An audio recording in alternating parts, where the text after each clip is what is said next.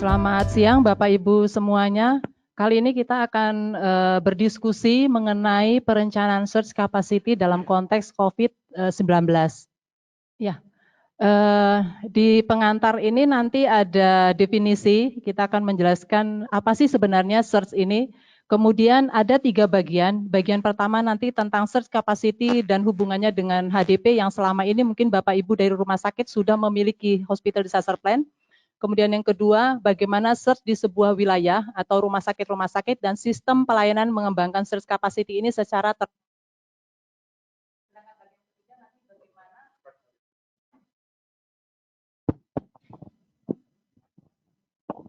Sedangkan yang ketiga nanti adalah bagaimana kasus di DIY sendiri ini sebagai studi kasus di Jogja. Ya, baik. Kalau kita melihat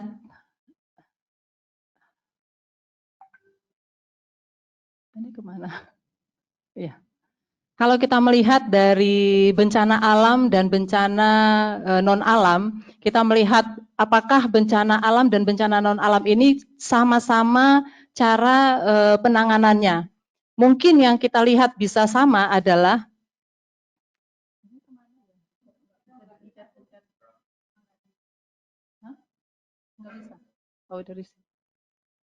Oke, baik. Ya, kalau kita bisa melihat dari kebijakan sistem pengorganisasian, saya yakin bahwa dalam situasi penanganan bencana ini kebijakan sudah banyak sekali. Kemudian sistem pengorganisasian ini adalah yang utama jika terjadi bencana biasanya harus ada sistem komando. Nah, yang mungkin agak sedikit berbeda adalah pada saat analisis risiko dan skenario, kemudian fasilitas dan search capacity-nya bagaimana, serta SOP yang ada. Kemudian dengan penanganan kasus. Di bencana alam memang tetap penanganan kasus sesuai dengan kasus yang ada. Misalnya gempa bumi pasti berbeda dengan bencana gunung berapi. Dan kemudian saat ini adalah COVID-19 yang mungkin berbeda dengan bencana non alam misalnya DBD. Nah, ini yang perlu kita perhatikan. Nah, kemudian lagi kebijakan. Apakah kebijakan ini mungkin bisa bertambah oleh karena sebuah kasus, contohnya saat ini ada COVID-19, mungkin ada kebijakan-kebijakan yang dibutuhkan untuk percepatan penanganan dari COVID-19 ini. Nah, kalau kita melihat dari definisinya, definisi search capacity ini sendiri adalah kemampuan sistem pelayanan kesehatan untuk secara cepat menambah kapasitas melebihi dari kondisi pelayanan normal untuk memenuhi kebutuhan pelayanan medis yang meningkat. Ini adalah search capacity. Jadi kemampuan sistem pelayanan kesehatan untuk secara cepat menambah kapasitasnya. Kemudian kalau search hospital ini sendiri, search hospital adalah fasilitas yang didesain dalam kondisi darurat untuk menambah rumah sakit yang ada saat ini. Nah, ini sangat penting untuk saat ini COVID ya. Sedangkan kalau kita melihat dari definisi hospital disaster plan, ini adalah perencanaan rumah sakit dalam menghadapi keadaan darurat bencana. Artinya ada perencanaan yang sudah disiapkan rumah sakit sebelum terjadi keadaan darurat. Kalau kita melihat hubungannya antara search capacity dengan HDP, HDP dalam SNARS itu sudah ada, misalnya salah satu contoh dari elemen penilaian ini sudah jelas. Tapi apakah karena ini kebetulan COVID juga kita belum pernah mengalaminya baru kali ini, apakah rumah sakit memang sudah siap untuk menghadapi COVID? Kalau kita melihat dari maksud dan tujuannya ya, kita melihat dari search capacity-nya, itu ada struktural. Apakah di dalam bencana COVID saat ini, itu sudah jelas komandonya. Kemudian ada sistem komunikasi. Apakah sistem komunikasi sudah jalan pada saat COVID sekarang ini? Kemudian sumber alternatif, apakah rumah sakit saat ini sudah memiliki sumber-sumber alternatif untuk SDM yang mereka butuhkan? Kemudian pelayanan alternatif, apakah rumah sakit saat ini sudah menyiapkan pelayanan ataupun ruangan ataupun misalnya tempat untuk pertambahan pada saat kasus darurat seperti saat sekarang ini? Nah, ini sebenarnya kalau misalnya rumah sakit yang sudah memiliki hospital disaster plan, seharusnya mereka ini sudah merancangkan hal ini. Nah, kita kembali lagi ke self assessment. Saya tertarik kemarin pada waktu dengan Daniel ya, ada self assessment ini kadang-kadang rumah sakit menilainya itu bahwa mereka siap, selalu mengatakan siap, tapi siap dalam hal apa? Kita melihat dari kebijakan dan pengorganisasian, apakah pada saat ini rumah sakit yang memiliki hospital disaster plan sudah memiliki sistem komando yang sudah berjalan, bahwa saat ini sistem bencananya sudah berjalan. Kemudian kita lihat komunikasinya sudah seperti apa. Belum lagi logistik yang sangat-sangat dibutuhkan, APD yang sangat dibutuhkan oleh rumah sakit pada saat ini. Kemudian fasilitas dan SDM, pembiayaannya seperti apa, belum lagi koordinasi dan sosialisasi. Lalu kalau kita berbicara dengan DIY sendiri, ada 25 rumah sakit rujukan. Apakah 25 rumah sakit rujukan ini sudah siap jika semuanya menerima pasien COVID pada saat ini? Nah, ini kan saat ini mungkin dari semua 25 rumah sakit rujukan ini harusnya sudah bisa menilai rumah sakitnya sendiri apakah mereka sudah siap atau mungkin melambaikan bendera putih call for help, ya kita nggak tahu ya. Nah, kalau di HDP ini memang saya nggak menjelaskan secara detail ya, maksudnya satu persatu karena ini memang bukan, kita tidak berbicara tentang apa yang harus disiapkan rumah sakit sebelumnya, tapi kita mau melihat bagaimana rumah sakit pada saat ini untuk search capacity dan skenario yang disiapkan. Jadi dalam kami mendampingi rumah sakit, beberapa rumah sakit untuk menyusun hospital disaster plan, biasanya kami meminta rumah sakit untuk menyiapkan skenario. Dan mungkin ini menjadi pembelajaran juga buat kita, kalau selama ini skenarionya itu hanya satu jenis, mungkin saat ini rumah sakit bisa menyiapkan 3 skenario, artinya skenario gempa mungkin atau yang bencana alam, skenario yang terburuk untuk non alam, kemudian skenario untuk sosial. Nah, ini mungkin menjadi masukan juga buat ke depannya. Kemudian kita masuk ke bagian kedua, search di sebuah wilayah. Bagaimana rumah sakit dan sistem pelayanan mengembangkan search capacity secara terorganisasi. Kalau kita melihat komponen dari search capacity ini sering disebut dengan 4S, yaitu staff, structure, and system. Staff itu untuk SDM, personal, kemudian staff itu untuk peralatan, structure itu untuk fasilitas, sedangkan sistem ini lebih kepada kebijakan manajemen dan prosesnya seperti apa. Nah, saya akan berbicara lebih dulu ke fasilitas karena ini yang sekarang sedang kita diskusikan. Kalau jenis fasilitas ini ada 3 yang secara besar. Yang pertama itu kita menggunakan rumah sakit yang sudah tidak berfungsi. Kemudian yang kedua, memanfaatkan fasilitas yang dapat diubah menjadi rumah sakit. Sedangkan yang ketiga, membuat fasilitas bergerak dan portable. Nah, kalau kita melihat dari jenis search hospital, yang pertama, apakah Indonesia sudah membuat situasi ini, membuka rumah sakit yang sudah ditutup? Saat ini Pulau Galang sedang dibuka untuk dijadikan tempat pasien untuk COVID. Nah, artinya ini sudah kita laksanakan. Tapi apakah di DIY sudah melaksanakan ini? Apakah ada rumah sakit yang akan kita buka di DIY? Kita belum tahu. Nanti kita akan diskusi bersama-sama. Tetapi dalam membuka rumah sakit yang sudah ditutup, ini tidak hanya asal membuka rumah sakit, karena kita butuh ahli dari rumah sakit dan ahli lingkungan untuk melihat situasi bahwa rumah sakit itu seperti apa yang akan kita lakukan, baik itu untuk korban massal maupun sekarang ini untuk karantina. Apakah untuk karantina seperti apa yang harus kita butuhkan. Nah, kalau kita berbicara tentang hospital disaster plan lagi, artinya apapun itu plannya harus tetap mempertahankan standar. Jadi tidak hanya asal-asalan dibuat. Artinya search kapasitas yang dibuat untuk rumah sakit yang dibuka ini juga harus dipersiapkan dengan matang. Kemudian yang kedua, ini ada yang fasilitas peluang, ini kita menggunakan bangunan yang non-medis. Nah, saat ini yang digunakan adalah Wisma Atlet, atau kalau misalnya DIY sekarang memiliki skenario, misalnya skenario terburuk, bahwa kita harus membuka Wisma Haji misalnya. Ini juga bisa digunakan. Atau mungkin juga untuk pelayanan-layanan yang sudah ada. Ini sangat meminimalkan anggaran. Jadi misalnya rumah sakit itu ada bangsal-bangsal yang selama ini tidak digunakan, atau mungkin ada 2 lantai gedung yang selama ini mungkin digunakan sangat minimal sekali dan itu bisa dipakai. Contohnya saat ini yang sudah dilakukan adalah RSPI Suroso dan RSPAU DIY. Ini yang rencananya DIY akan menempatkan RSPAU menjadi rumah sakit COVID salah satunya.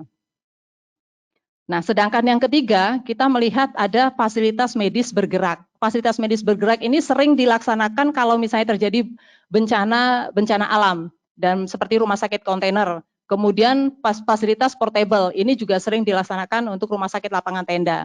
Tapi apakah yang dimaksud dengan rumah sakit lapangan tenda ini memang sesuai dengan standar atau tidak?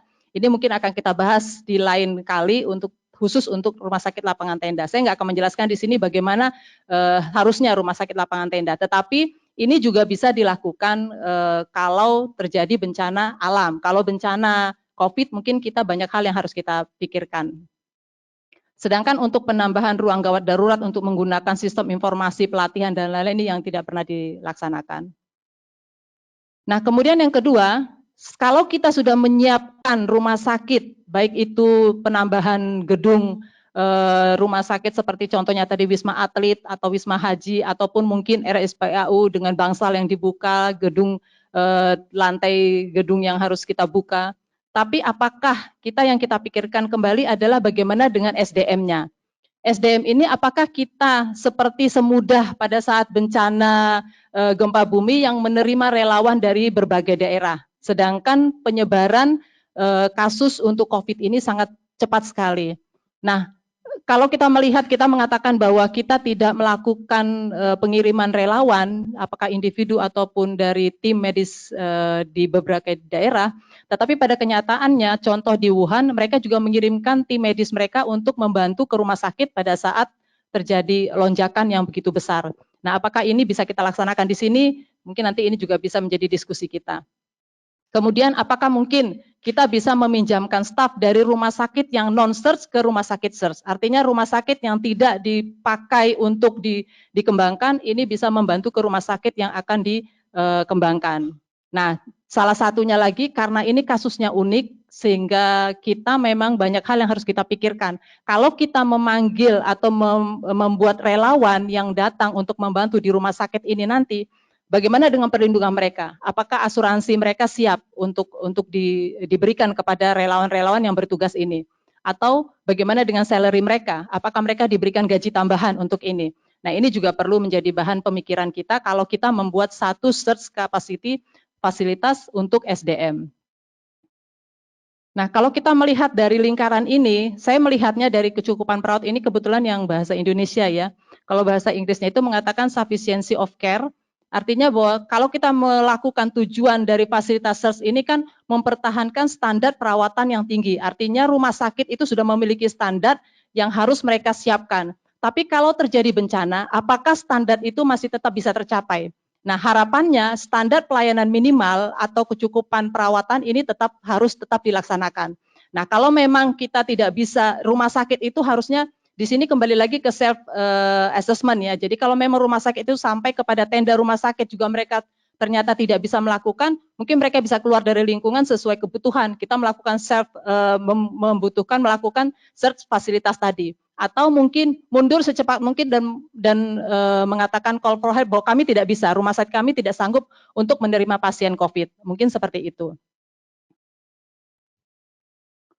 Nah, untuk yang ketiga, ini peralatan dan ini yang sekarang sedang diributkan ya, APD.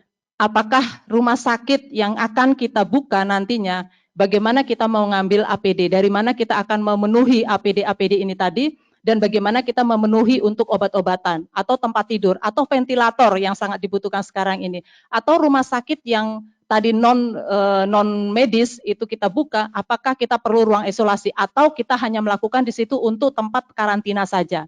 Kemudian bagaimana banyak hal yang harus disiapkan juga untuk terkait dengan peralatan dalam search kapasitas terkait dengan fasilitas ini. Nah, yang keempat yang tidak kalah penting adalah sistem kebijakan. Nah, kebijakan ini kita bisa merencanakan pendirian search hospital ini bisa lancar, bisa baik, bisa terencana dengan baik kalau kita sudah benar-benar menyiapkan selain fasilitas SDM-nya, kemudian peralatan, sistem komunikasinya, IT dan pendanaannya. Nah, di sini ini sangat dibutuhkan adalah konektivitas untuk pimpinan wilayah. Artinya pimpinan wilayah di daerah itu Pemda, baik dari gubernur, sekda dan sebagainya. Kemudian pimpinan wilayah dalam kesehatan itu adalah dinas kesehatan. Dalam hal ini dinas kesehatan provinsi misalnya untuk daerah DIY. Nah, ini harus ada kembali lagi kalau kita berbicara terkait dengan hospital disaster plan, Ini harus ada kepemimpinan, harus ada kerjasama, harus ada kesepakatan, harus ada rumah sakit rujukan yang kita tunjuk itu apakah memang sesuai, sudah bisa kita pakai semua 25 rumah sakit rujukan yang ada di DIY ini bisa kita pakai. Nah ini harus tetap dievaluasi apakah memang ini memang kita haruskan melakukan search kapasitas ini atau tidak. Nah kalau memang kita lakukan, kembali lagi kita kepada jenis search tadi, jenis search yang mana yang mau kita pakai. Nah, kalau kita mau melihat keberhasilan dari search kapasitas, jelas bahwa perencanaan harus dilakukan sejak awal. Artinya, sedari awal sudah kita rencanakan. Sekarang kita mau melakukan untuk DIY, belum ada kata terlambat, kita masih bisa melakukannya. Kemudian koordinasinya harus jelas. Manajemen sumber dayanya juga jelas. Komunikasi juga efektif. Dan kepemimpinan yang jelas. Dan sampai saat ini, siapa kira-kira komandan yang ada untuk mengatur search kapasitas ini, yang akan membuat search kapasitas ini. Kemudian kualitas perawatannya dan apakah kita memang harus menggunakan search kapasitas ini. Kemudian pengambil kebijakan kesehatan di semua tingkatan harus paham konsep dari rumah sakit lonjakan ini. Nah, kalau kita berbicara tentang bagaimana persiapan search di DIY, ada 3 skenario. Optimis bahwa tidak terjadi search, artinya kita yakin bahwa kita tidak memerlukan search. Kemudian yang kedua, mungkin kita melakukan search, tapi hanya di bagian rumah sakit yang sudah kita siapkan. Salah satu contoh yang saat ini adalah RSPAU DIY yang disiapkan untuk menerima pasien COVID. Atau yang ketiga dengan paling buruk adalah kita melakukan terjadi search yang dahsyat ini untuk menambah dari rumah sakit dengan non medis tadi itu. Jadi dalam skenario-nya kita pilih opsi yang mana. Kalau opsi pertama kita mengembangkan kapasitas search pasien COVID, ini disebar ke semua rumah sakit. Artinya 25 rumah sakit rujukan yang sudah ditunjuk itu akan menerima semua pasien COVID. Dan ini apakah memungkinkan? Bagaimana dengan rumah sakit yang belum siap, yang tidak memiliki APD, yang tidak memiliki ventilator, tidak memiliki perawat atau staf yang mencukupi. Kemudian atau yang kedua, kita fokuskan kepada sebuah rumah sakit atau 2 rumah sakit yang kita fokuskan untuk menerima pasien COVID, sementara rumah sakit lain itu hanya triase dan merujuk kepada 2 rumah sakit saja kita fokuskan. Nah, yang paling penting lagi adalah pertanyaannya adalah siapa pemimpin yang merencanakan pengembangan search kapasitas di DIY? Nah, ini akan kita diskusikan bersama-sama. Nah, ini yang terakhir adalah bahwa kita memang harus menyiapkan yang paling buruk untuk mengharapkan yang terbaik. Terima kasih untuk dari saya, mungkin itu saja. Terima kasih Pak Laksono.